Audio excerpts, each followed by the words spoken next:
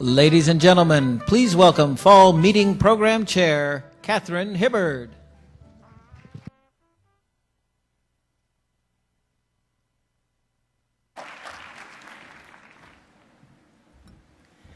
Thank you, everyone. Welcome, and thank you for being here today. A California Institute of Technology Professor Emeritus and Kyoto Prize honoree, Dr. Kanamori received his Ph.D. in 1964 from the University of Tokyo. He's had a stellar career in understanding and studying the physics of earthquakes. Most notably, in the 1970s, Dr. Kanamori led the earthquake research that resulted in the replacement of the Richter scale by the moment magnitude scale, which is an improved methodology to measure earthquakes. As you all probably know, the moment magnitude scale is not a pure instrument measurement, but rather is based on a logarithmic scale that enables seismologists to compare the energy released by different earthquakes on the basis of the area of the geological fault from the quake. In other words, it accounts for the area of land that ruptures in a quake and how far it moves. So today, Dr. Kanamori is interested in a different kind of moment, those first moments of an earthquake when long period waves can give warning of the intensity and damage to come. Dr. Kanamori sees an opportunity to use those few seconds of lead time to protect lives and property from catastrophe. He commits much of his time to developing and raising money for early warning systems in places where systems of that nature are inadequate, for instance, California and the rest of the United States. Please join me in giving a warm welcome to Dr. Hiroo Kanamori, who will talk about a personal and scientific account of the Tohoku earthquake and following tsunami.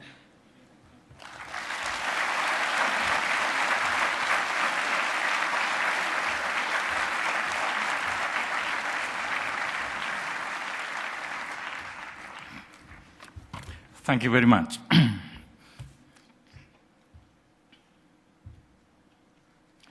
Well, this event, 2011 Tohoku Earthquake, is really a big disaster to Japan, magnitude 9.0, and we have never experienced that kind of big earthquake in Japan. So obviously, this event is very unexpected to most seismologists. Of course, unexpected in many different ways. So I have to explain to you what this unexpected really means. Of course, it's very obvious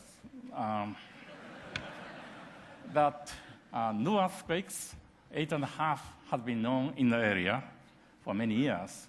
So if people experience something for the first time, it's of course unexpected. And that's quite true. On the other hand, in terms of scientific background, there is one thing which is rather unusual.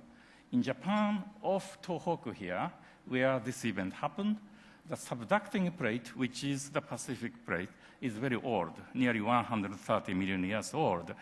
And it has been considered by some that at the plate boundary, where a very old plate is subducting, a really big earthquake is less likely, unlikely. We never said it's impossible. However, we do have some caveat in making this kind of statement. Firstly, instrumental seismological data is really very short, really instrumental, maybe 30 years or so, even with some documented record, 100 years or a few hundred years or so. So the history is very short. And also, because of that, when we make some working model, that is really based upon some limited amount of data. So that means that is very subject to large uncertainties. So whenever we make this kind of statement, we have to live with very large uncertainties. So that's inevitable. Well, just by looking at this area, there is something very spectacular. I said we haven't experienced very large events in this area. Tohoku earthquake happened here, offshore Tohoku coast here. And as you go up north, we have Kurai Island, and this extends to the Aleutian Island and to Alaska. And over here, historically, many really large earthquakes have happened, namely like 1964 Alaskan earthquake.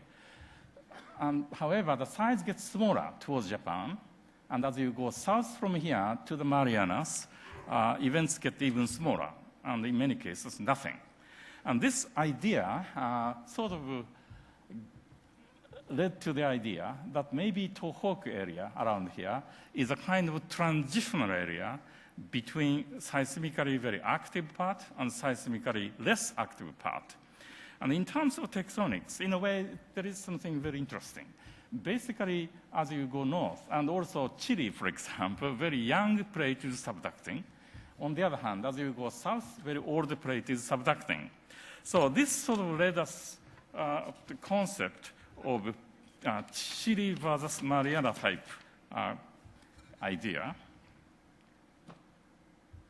Well, this idea dates back to 1979. Professor Ueda was visiting Caltech, and we are talking about these things and see whether we can understand this general pattern in terms of more global tectonics. It's a big picture of the whole Earth. And we have two sort of end members. One is Chile, where very young plate is subducting, and the other one end member is the Marianas, where old plate is subducting, like this one. And of course, there are all kinds of differences in volcanism, plate geometry, seismicity, and everything. But very simply put together, simply said, when young plate is subducting like this, young plate is buoyant, so the coupling between plate can be strong. So when the coupling is strong, it's more likely to have great earthquake. That was the basic concept. As you go to the Marianas, this is less buoyant, so the coupling is weak. For that reason, a very great earthquake is less likely. So this is a very basic idea, and I still believe that this basic concept is right. However, this kind of idea has all kinds of exceptions. Sometime later, Thorn Lay and I sort of came up with this asperity kind of concept, basically extension of the plate boundary structure variation as a function of age of the plate. Like in Chile, basically the idea is entire plate boundary is coupled strongly with strong asperity, the shaded area here. So this entire boundary is capable of generating big earthquake. As you go to allusions, somehow this gets smaller, so there is some uncoupled zone in between, and the Curile, it gets even smaller and gets sparse. And to the Marianas, it will become even smaller and perhaps nothing. And Tohoku here, where this earthquake happened, right in between Curile and the Marianas. So just by looking at this one, you can think that to have really great earthquake here is really surprising. And I must say it was surprising. Over here, it's not surprising because plates are coupled very strongly over a large area. So how can we interpret this behavior? Well, we have to somehow understand what happened. However, this is a very simple-minded idea, which gives us a general guideline. However, it may not work as it stands.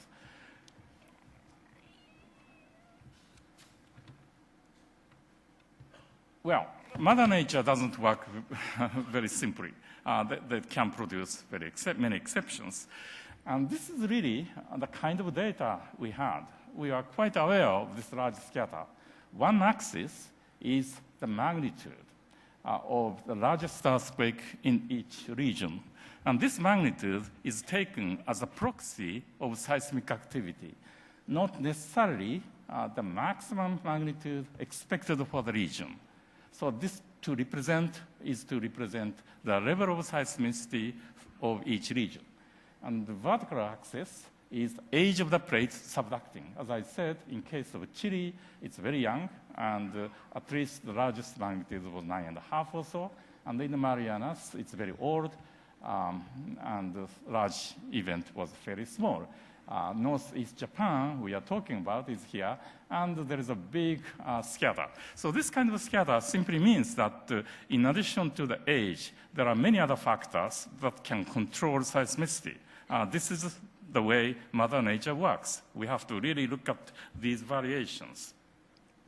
Why do we have this large scatter? Of course, there are many other factors, but one important factor is probably this. This is what we call multi-segment event. This is an example from Colombia, Ecuador. There is a subduction zone here. And in 1906, there was a great earthquake, a Colombia, Ecuador earthquake, magnitude 8.8. And this produced Pacific-wide tsunami. So there is no question that this was a very great earthquake. However, during the following 100 years or so, there were three events, 1942, 58, and 1979. They are somewhat smaller, but they fill the same area. So by common sense, you would think that if you add these three events, it will be about the same as this big event in 1906. It didn't work that way. And that's actually a rather mysterious thing, but that's probably a very important observation. For example, if you look at this, it looks something like this one. In terms of size, in 1942 event here, in terms of the seismic moment unit, it's 3.2. Don't worry about the unit. This number, 3.2, 1958, 5.2, 1979, 29. If you sum up, you get 37. However, the single event that covered the whole area in 1906 had 200. So it's almost factor of 5 bigger than the sum of these three. And when we wrote this paper, we didn't quite understand why, but it looked like observation told us this was the case. And now, these days, this behavior is generally understood as conditional stability in terms of frictional dynamics. And that's actually very important. The idea is, basically, when some region can normally creep without producing any brittle event. However, when it's driven by very rapid change in stress, it may behave as seismic event, brittle failure. So if we have whole region breaking at the same time, much bigger region can slip in brittle failure, producing much bigger event. So this factor of 5, I don't know. This is based upon very old data, so it can be very uncertain. But still, it's probably true that if several patches fail together instantaneously or at the same time, simultaneously, it can produce much bigger event than you'd expect on the basis of the sum of individual events. And this is probably very important for understanding why the Tohoku event became so big. Well, this kind of concept has progressed quite a bit recently. And now we have a much better picture of how plate boundary dynamics works. And this figure shows sort of plate boundary structure. It's a sort of modern version of the Asperity model I showed you. This is a plate boundary where megathrust earthquakes can happen. And here, just for simplicity, we have three regions. These dark regions we call seismic. This corresponds to the Asperity I mentioned earlier. So always, when this slips, it can produce brittle failure, ordinary earthquake. So when you have a slip here, you have a small event. If you have a slip here, you have somewhat moderate, medium-sized event, so on. This blank area, white, this is a seismic zone. Normally, it creeps without producing any seismic event. And then the really interesting and problematic thing is this gray zone here in between.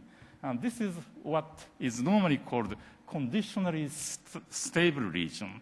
And conditionally stable means it can be sometimes a creep, it can sometimes creep, it can sometimes fail in brittle failure, depending upon the condition.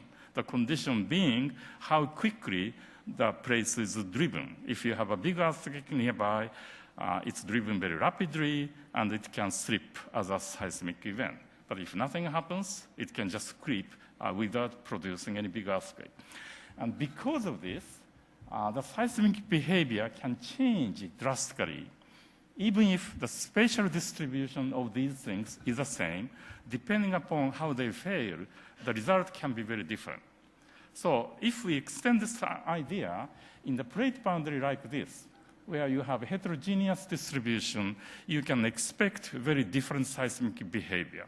Sometimes you can have small event, the sequence, always at the same time. But once in a while, you may have a much bigger event, like 1906 Colombia, Ecuador event, but sometimes it can really trigger a much, much larger event over the entire area, producing very big, rare event.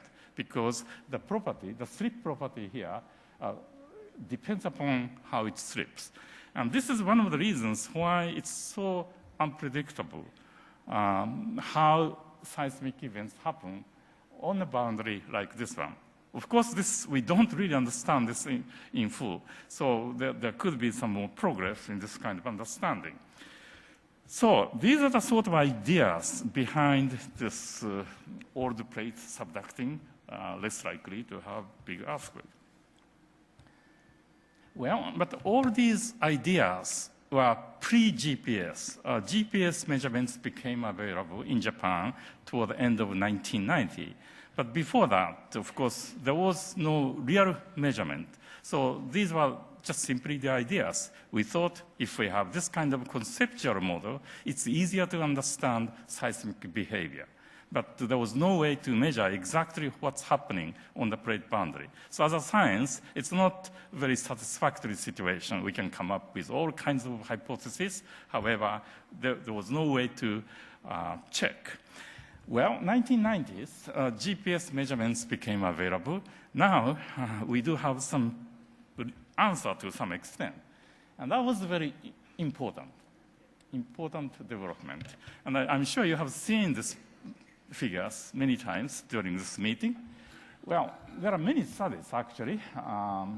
Mazzotti, Ito, Nishimura, Suwa, Hashimoto, Loveless, Mead, all of these works analyzed basically GPS data on shore and then estimated to what extent plates are coupled offshore. And it's a wonderful study. It's really quantitative because you have good data and they made very detailed analysis. However, inevitably, on the basis of all the land-based GPS data, it's very difficult to determine where the plates are coupled in the east-west direction this way. But all of them have a very common feature. For example, if you take this Suwa, this red zone where the plate is strongly coupled, you have a strongly coupled zone just offshore Miyagi-Oki where the recent event happened. The same thing is here, same true.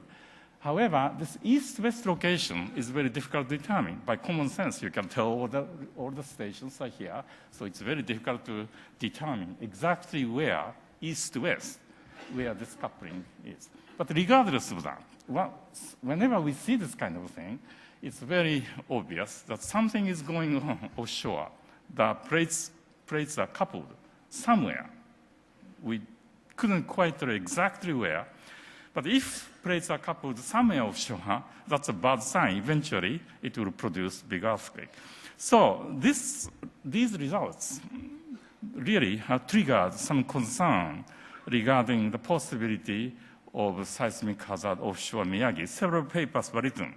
But of course, it's very difficult to definitively make some statement regarding what will happen, how big, when.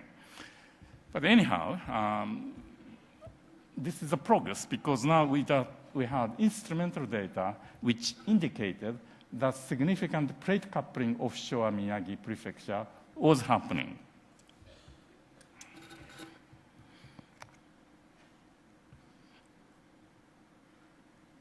Okay, so this is pretty much what we knew about Japan. Well, as I said, seismic data history is very short. So if you are looking at only Japan, you really don't run too much beyond this point. Of course, we do run, but it's limited because there is a limited amount of data. Well, how about looking at other places in a similar tectonic environment, like Sumatra? Sumatra is in a way very similar to Japan. There is a trench, there are big earthquakes and so on, and big island. So, driven by our interest in slow earthquake, slow tsunami earthquake, we started looking at some seismicity in Sumatra. Let's see.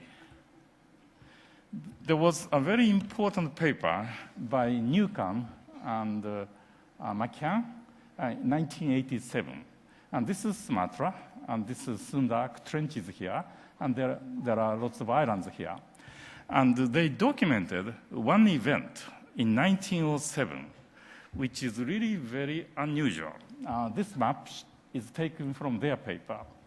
This event was supposed to be somewhere around here, and actually Gutenberg Richter located this offshore in outer ice, even outside the trench. And what's really important here is that this caused big tsunamis along the Sumatran coast. And the extent of tsunami is nearly more than 900 kilometers from Aceh all the way to Mentawai. And we wanted to really get the tide gauge for this one, but it was very difficult. So I have to rely on this documentation. The tsunami was very large, and Simelu Island here, it was really devastating. So there is no question that this triggered a very large tsunami. However, the event wasn't that big. Gutenberg Richter gave 7.5 or so. So it looks like this event somewhere around here triggered a large tsunami. So we are very much interested in exactly what this was, but it's almost 900 years, excuse me, 100 years ago. So it's very difficult to really understand exactly what it was. So we tried to get some seismograms from all the stations. And Gettingen, which is one of the important stations in seismology, and also in Japan, Omori. So we could find some record like this one. This is Omori seismogram almost 100 years ago. And it's a very good-looking record with P wave, S wave, love wave, rayleigh wave, with all different amplitude. What can we do with this kind of thing? Of course, 100 years ago, they had nice record. What they could do is to look at them. That's it. You couldn't go beyond that because there was no computer, no way to digitize, and no experience, not many theories. Of course, Vicat and Omori, they were really incredible seismologists, so even if there was nothing, they could come up with a very nice picture. But now, 100 years later, we have a computer, we have theories, we have experience. In particular, now we have lots of events in this neighborhood with known mechanism like this one, megathrust event, and well located, so we know details of recent events. So by comparing the recent event in terms of seismogram with the seismogram of the event 100 years old, you can really understand lots of them. So all these records are extremely important. So if you compare that, what do we know? Well, waveforms are very similar. Rayleigh wave, love wave, S wave, P wave. They look very similar. And this event is a low-angle mechanism like this one. So a very straightforward conclusion is perhaps this 1907 event is a thrust event, mega thrust type event, but for some reason it triggered large tsunami along the Sumatran coast. And this is how it looks like. There are lots of details, however, but this conclusion on this paper is very simple. This event happened in between the coast and the trench here, over here. And the magnitude could be between 7.5 to 8 in all the scale, but this triggered large slip along the trench here, nearly 500 kilometers or something. And then could be, I don't know. But it caused tsunami, which affected this area, extending over 900 kilometers. So when we saw this one, we thought, well, maybe the situation in Miyagi Prefecture could be very similar. There were some tsunami earthquake. There were some intermediate size earthquake, like 1978 Miyagi-Oki earthquake. And the tectonic environment is very similar. So on the basis of this result, we saw maybe a rare event of this type with extreme tsunami hazard may be expected in Miyagi-Oki Prefecture. And of course, this is as far as we could go on the basis of this analysis. We couldn't make any definitive statement exactly how big, where, and when. But at least we began to worry about the possibility of this kind of event occurring off Miyagi Prefecture. So basically, all the geophysicists were really pondering upon the seismic behavior of the Tohoku subduction zone before this earthquake happened. And then, unfortunately, the 2011 Tohoku Earthquake occurred with a devastating consequence. So this is really difficult in science. In terms of science, we can have a reasonably good idea of what may happen. But regarding what to do to mitigate the hazard, it's not easy because the information is somewhat vague, and we cannot say anything very definitely on our lifetime scale. However, this event happened in the best instrumented area in Japan, seismic, GPS, tsunami, offshore instrumentation, field surveys, and others. So in a way, as a geophysical event, this happened in the ideal place. And also, very well understood geophysical background, because many universities, many institutions in Japan, in particular Tohoku University, they have been looking at this area in all of these respects. So really, the programs in Japan were right on target, and they really understood every detail of these things. But yet, it was difficult to make any prediction regarding what's going to happen. That's inevitable. Well, what happened on the day? And I happened to arrive in Tokyo on March 10th. Of course, I didn't predict anything. I just happened to be there in the evening of the 10th. And we had a meeting on the 11th, and 1 hour and a half into the meeting, the whole building started shaking. But by the way I felt the shaking, I thought it's a big earthquake, but not immediate vicinity. It's a few hundred kilometers away, so I wasn't very concerned. It was a big, good building, so I was just sitting there. But all my colleagues sitting around me were very well trained. They immediately grabbed a document on the table and went underneath the table, and they were reading the document there. Anyhow, this is what happened within the first hour.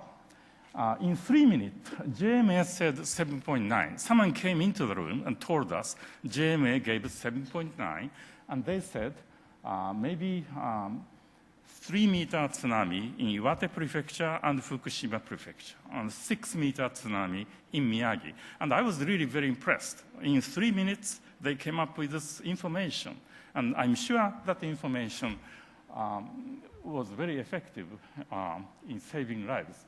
And then in 20 minutes to 1 hour, USGS, NEIC came up with DIME, PTWC, Strasbourg, all these institutions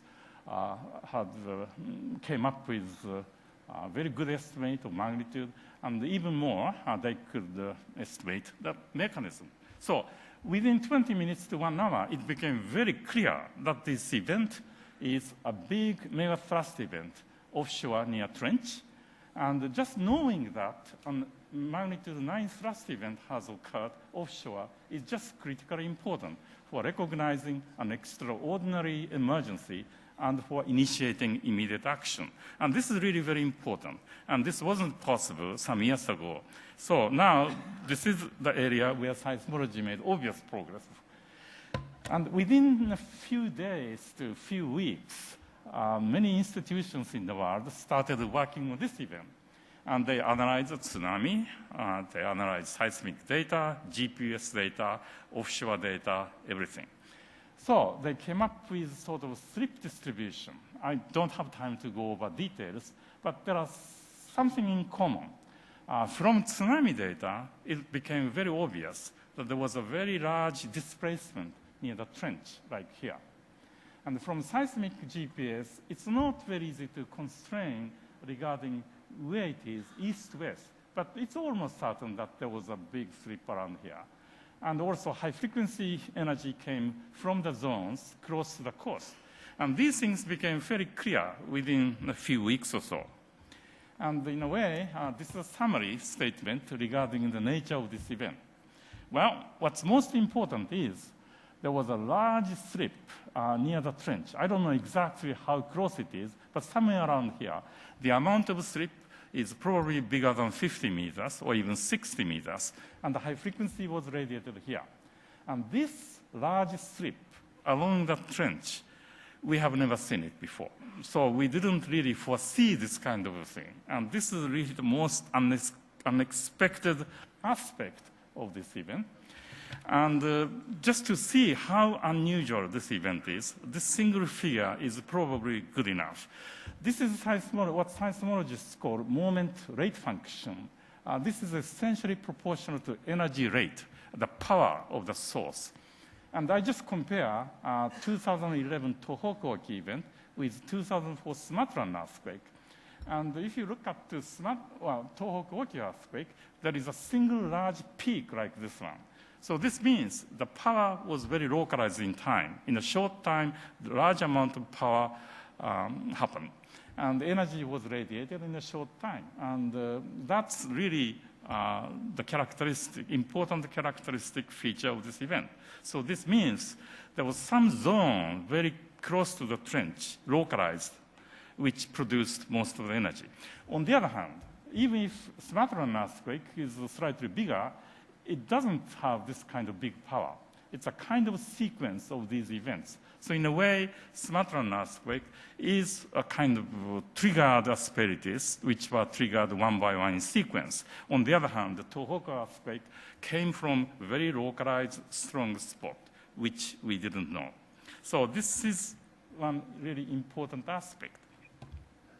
Again, to compare this with the Sumatran earthquake of 1907 I mentioned earlier, this is one of the slip distribution for Tohoku. Epicenter is here, slip is here, and the tsunami affected this area. In case of Sumatra, upside down, epicenter was here. It's produced probably slip over here, which affected the Sumatran island. So in a way, this is similar. So if we looked at events in other parts of the world, perhaps Tohoku earthquake wouldn't have been that unexpected. Okay, so what was really unexpected is a large 50 meters or larger slip and strain accumulation near the trench, where the plate boundary was believed to be very weak. So it looks like the plate boundary was strong enough to build up stress of 30 megapascal or so. So now, what is it? We don't know yet. One possibility, even we thought, maybe some seamount is subducting, and which is stuck at the boundary, producing a strong spot. However, there is no such thing, obviously. But still, there may be some invisible seamount type of structure which can increase plate coupling. In fact, there is an interesting study by Darpen Zhao and others, tomography. They use a tomographic study to determine the structure in the upper plate. And this is Miyagi-Oki. They had high velocity, in Sanriku, low velocity, to the South Fukushima, low velocity. So this means if high velocity is interpreted as a strong material, this simply means somehow over here, the plate boundary was stronger than in the north or the south. And if you compare this with slip distribution, the place where largest slip happened fits right in here. So in a way, it fits very nicely in terms of our common sense. However, exactly what this is still uncertain. And also, there is a big gravity anomaly over here. So this is obviously a very interesting research topic for the next few years. Okay, so as I have shown, really, seismology has made a very good progress in determining what has happened very rapidly within 20 minutes or even a few weeks. We had all kinds of details. However, unfortunately, predicting what will happen on a short time scale, or lifetime scale, is extremely difficult. It's not the problem with seismology. It's really the problem with the process we are looking at. It's a fracture process, which is very difficult to determine deterministically. So that's the reason it's difficult to make prediction regarding what will happen next. However, in order to really make effective hazard mitigation, we should really take advantage of these strengths. We can determine something very quickly. Whatever happened, we can determine very quickly. Then we can make some proper warning. And also, if we can understand the geophysical framework, we can be better prepared for the next one. So we really should take advantage of that. For example, we want to basically then bridge the science and the practice. Science, we are making good progress, but practice, we have to really take advantage of our scientific product, which, of course, we have been trying to do it, but we could do better. How can we do that? And there are many ways you can think of. For example, rapid information and warning is obviously a very important thing. And quoting Gavin Hayes, NEIC, in 2011, the world was aware of the great size of the Tohoku event in minutes to hours. And even in just 7 years earlier, during the Sumatran earthquake, it took hours to days to really understand what happened. So this is a rapid progress in seismology. We can really understand what has happened very quickly and quantitatively. And Thorn Lay articulated on this 2 days ago. Well, speaking of this warning, this is a rather interesting point. There are many. So as I said, JMA told us magnitude was 7.9 within 3 minutes, and they said 6-meter tsunami in Miyagi and 3-meter tsunami in Iwate and Fukushima. This is the warning. And I was really very impressed. This never happened before. They could come up with this information very quickly. And I'm sure, according to Professor Heiki, this rapid warning must have saved quite many lives. So I'm sure this was a great contribution on the part of JMA. However, a story goes that people in Iwate Prefecture said, well, they had a good tsunami wall, maybe 10 meters high. So they thought if the tsunami is only 3 meters, those tsunami walls can protect them from 3-meter tsunami. So they perhaps some people didn't take immediate action.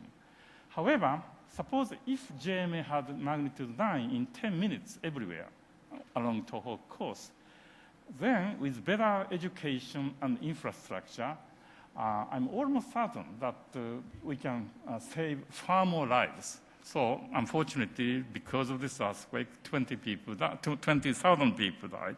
But it may be it's possible to reduce the number to thousands or even hundreds if we had a warning system combined with better training and better infrastructure. And this is actually, to determine magnitude correctly within a few minutes, is actually within reach of current technology. How it works?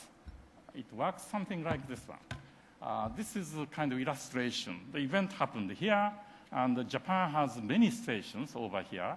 So waves will propagate to this spot 5 degrees away in 1 minute 20 seconds, and then to 10 degrees, 2 minutes 30 seconds. So within a few minutes, waves will arrive at these stations. And the seismic moment rate function duration is only 2 minutes or so.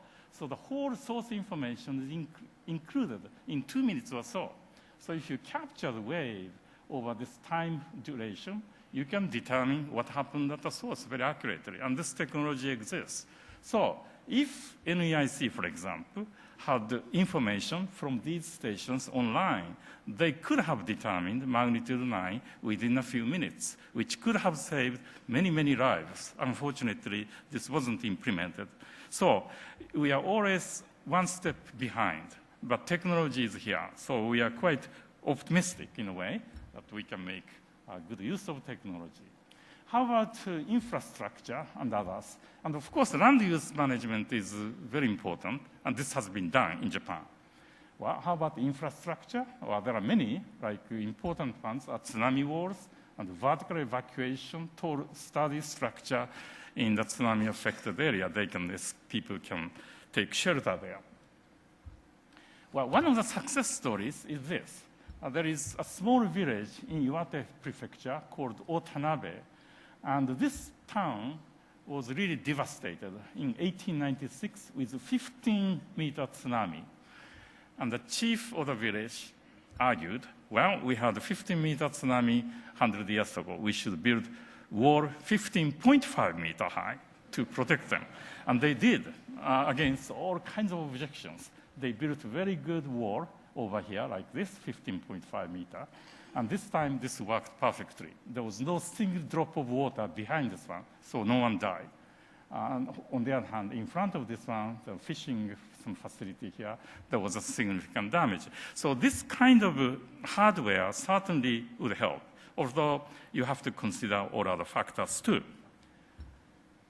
Okay, so in terms of conclusion, well, scientifically, the updip portion of megathrust can accumulate much larger strip and strain than conventionally assumed.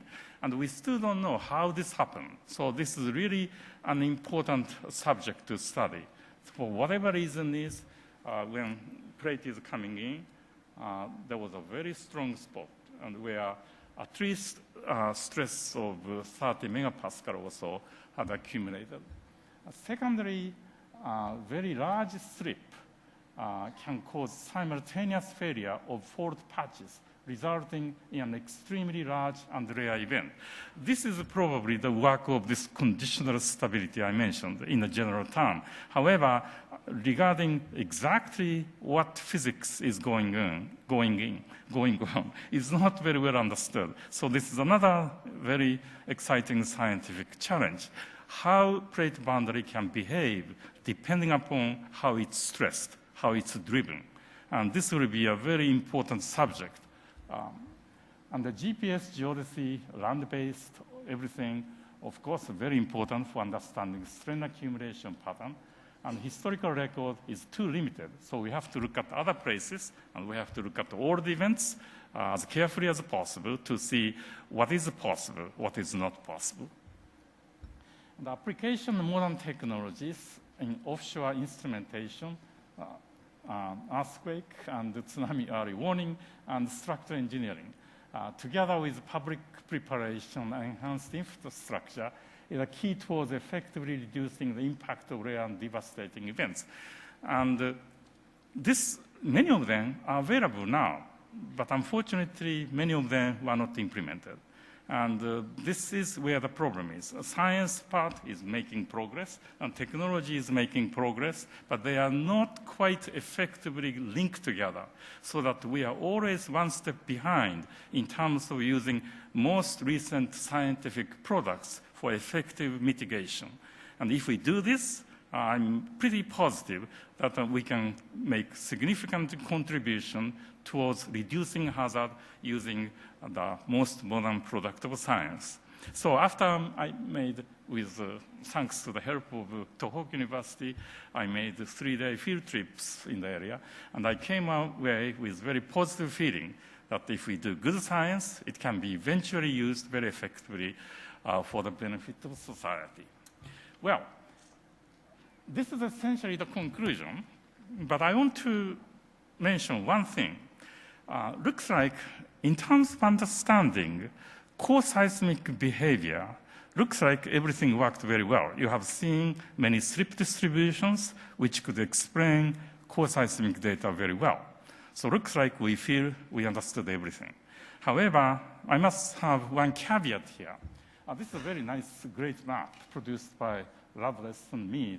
And this is a GPS sort of a vector displacement before 2011. And just to summarize the behavior, there was displacement about 2 centimeters per year over here. So there was a shortening of 2 centimeters every year, all right? So if nothing happened for 1,000 years, we should have 20-meter slip over here. However, during this 2000 event, the slip here is only maybe 2 to 5 meters. So it's not quite rebound. 20-meter slip must have accumulated if nothing happened for 1,000 years. But only 2 or 5 meters rebounded. So that means still something is sitting there. And so we have to worry about it. And also, the northern part of Japan, core seismic motion was subsidence. However, before the earthquake, it was subsiding. And during core seismic period, it went down. And during post-seismic period, it was still going down. So somehow this is not quite rebound. So in our simple-minded picture, if strain accumulates, then it rebounds. That's the earthquake. So in that case, everything should be recovered. But it's not. So just by looking at this one, the conclusion is very obvious. 2011 by itself didn't explain everything. So there are many possibilities. What about the remainder, 15 meter or so unexplained displacement? At least 5 possibilities. I don't have to say everything, but one is the catalog is not accurate, or time-dependent coupling, or the region is still highly strained. Tohoku earthquake, even if it was very big, it didn't do much in terms of releasing strain. So in this case, it's very prudent not to assume that everything is done. We still have to worry about the whole region. And then we have to be prepared by using best available technology to prepare for the next event. So by and large, I think seismology or geodesy or science as a whole have done very well, I think. And many projects in Japan were right on track.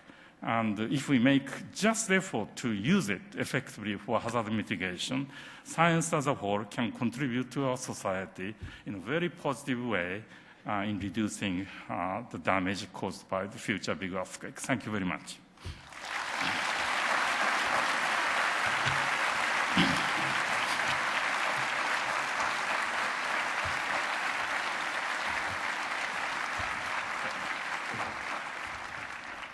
We have time for some questions if we'd like to open up the floor. And what I'd like to ask is people to line up behind the microphones. I will help Dr. Kanamori moderate questions, and please speak slowly and carefully so that everyone in the audience can hear your question. Thank you. I can't see very well. Okay. Any lessons to be drawn from this for the other subduction zones? In other words, can we save lives in other places in the world? Having this example in retrospect, will it be business as usual or something will change as we evaluate hazard in other places in the world?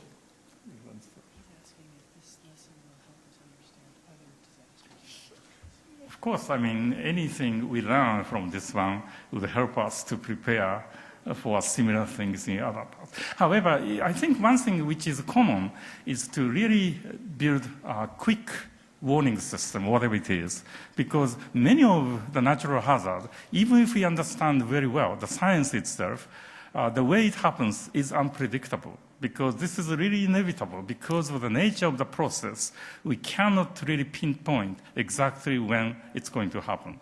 So to protect ourselves under that situation, we have to come up with a really rapid warning system. And technology allows us to do it. And we have seen it possible. So that's probably the message we can have.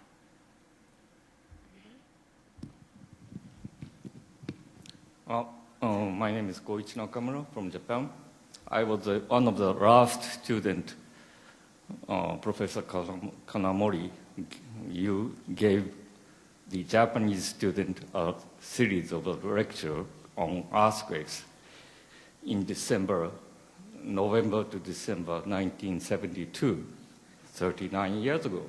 And I was very impressed that your message today is similar to that in 39 years ago, which is very positive for the future. And I have a question. You started your talk from the Chilean type and the Mariana type, weak strong coupling and weak coupling.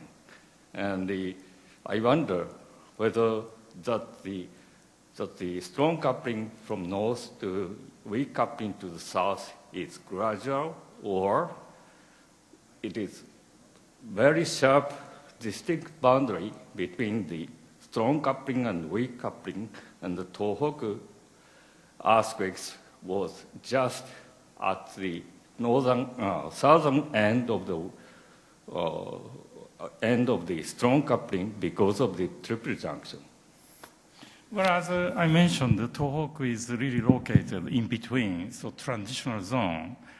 And if we use the standard model I showed you, it could be wrong, actually. It's a working hypothesis. That particular region, the structural plate boundary is very complex. Some parts may be brittle, producing earthquake. Other parts may creep. And in between, we have this conditional stable region which behave in a very different way depending upon how it gets driven.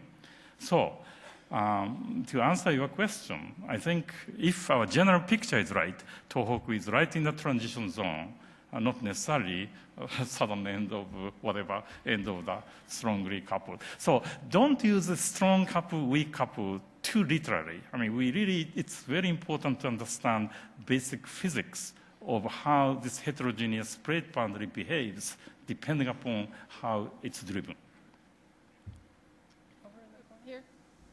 Over here at this mic. Excellent talk, Dr. Kanamori. Aaron Meltzner, now at the Earth Observatory of Singapore.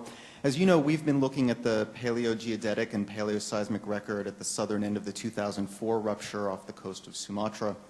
And we have similar findings as the last point you brought up, that the 2004 earthquake at those latitudes did not relieve all the stress that we think had accumulated since the previous earthquake, if we assume that the period of time, that the strain accumulation rates observed in recent decades are representative of strain accumulation rates over centuries to millennia.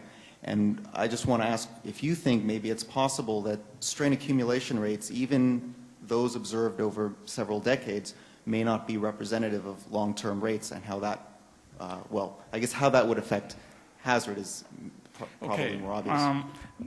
Myself, I don't really know quite well, but I had the benefit of interacting with my colleagues at Tohoku University, and they have been really looking at this problem by looking at a very short period, like for 20 years, to see whether this coupling pattern changes as a function of time. And according to them, looks like it's not quite the same. Sometimes some parts of the plate boundary is coupled more strongly, but that pattern changes even over a very short time. But sometimes that is triggered by large event nearby. So my answer to your question is it's not completely stationary. So we really have to think that the plate boundary coupling property is time dependent, and depending upon seismicity nearby, or even depending upon its spontaneous nature. So offshore GPS type study will be extremely important to really understand how these things go.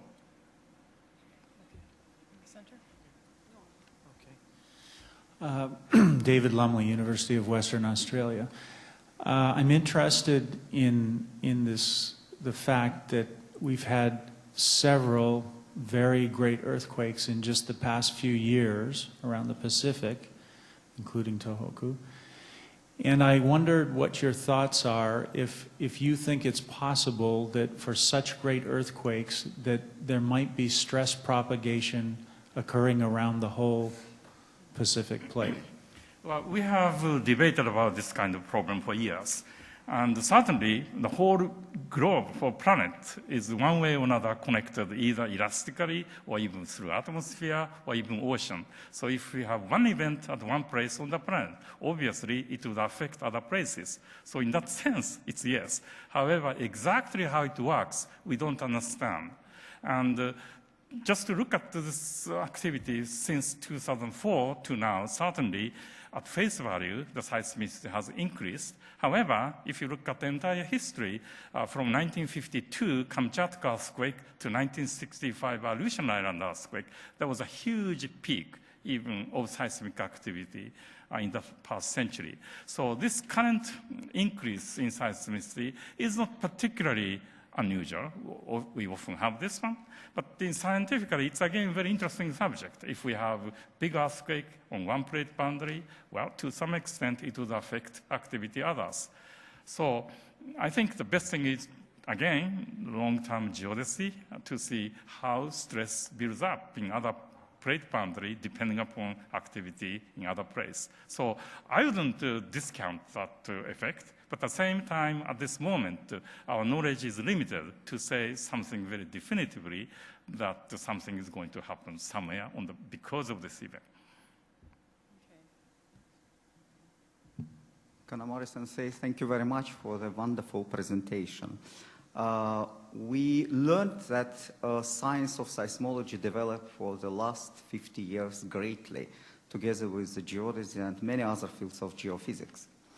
Nevertheless, for the last decade, we are witnesses great disasters, which takes 500,000 minimum people lives and billion and billions dollars of loss.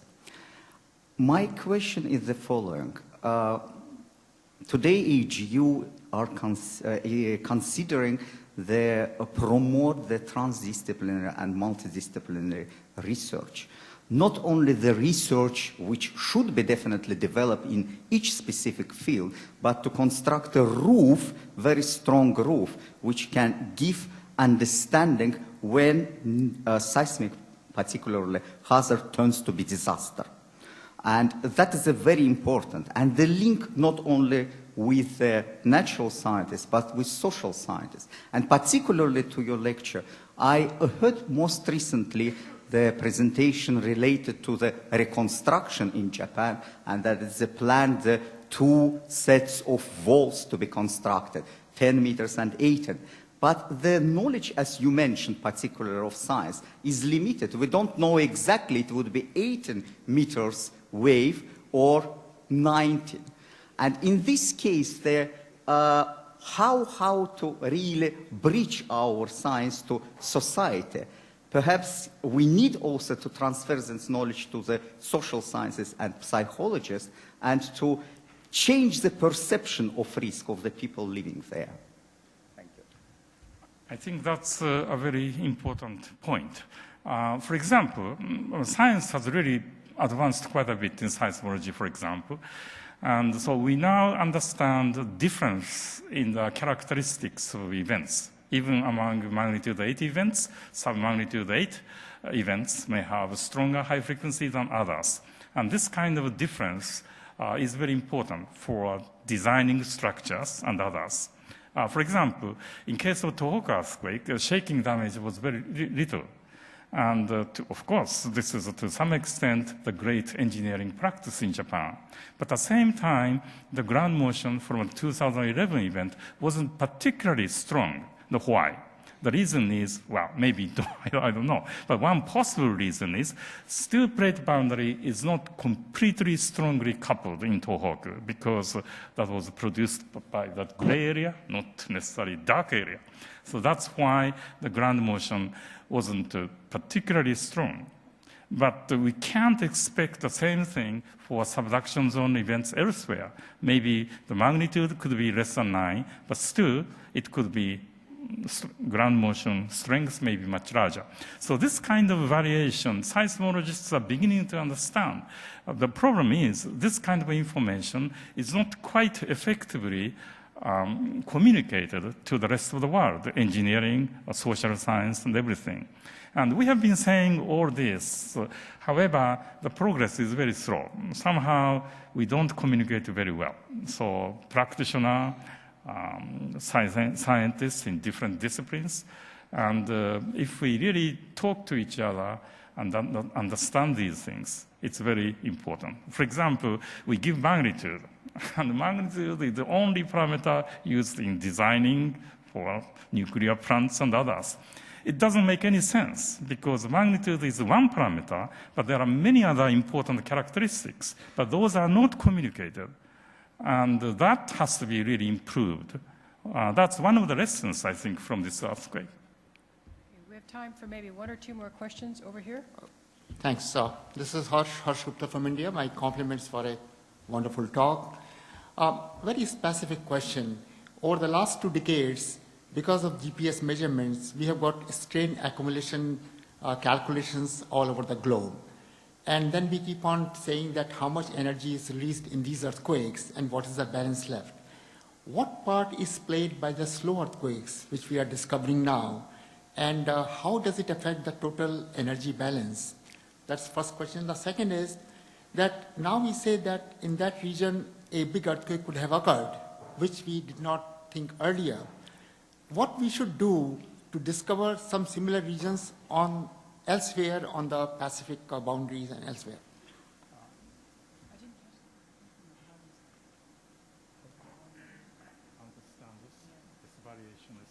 Well, of course, that's a very important point. If I understood correctly, I'm sorry, I have really trouble hearing these days. Why in this particular location we had large strain accumulation? And of course, the tomographic study would help, and also seismic imaging would help, and also study of earthquakes in that area to see whether earthquakes happening in that particular area have some different characteristics in terms of geometry of faulting, in terms of stress or frequency content. And again, seismology is making progress in understanding earthquakes far more quantitatively. So I guess bottom line here is we need to do much better science. And whenever we have this kind of disaster, the government is quite willing to spend some money, particularly in Japan, to improve the facility, hardware, buy more instruments, buy more ocean bottom instrumentation. But I think what's really important is human resources. Yeah. And that's really my message. We have this disaster, and we know what to do. We made progress, but to improve it, we need to have much more people with highly well-trained. And maybe my answer is deviating from your question a bit. But I think to understand this kind of basic problem, we need good science, and we need to have much better human resources. And I wish government can spend money on developing better human resources. Thank you. Pardon? Okay. I'm sorry, we're out of time, but Dr. Kanamori has agreed to stay and answer additional questions. Thank you all very much for attending. We need to allow you to move on to other sessions if necessary, but he's free to talk to a few people one-on-one after this. Thank you very much.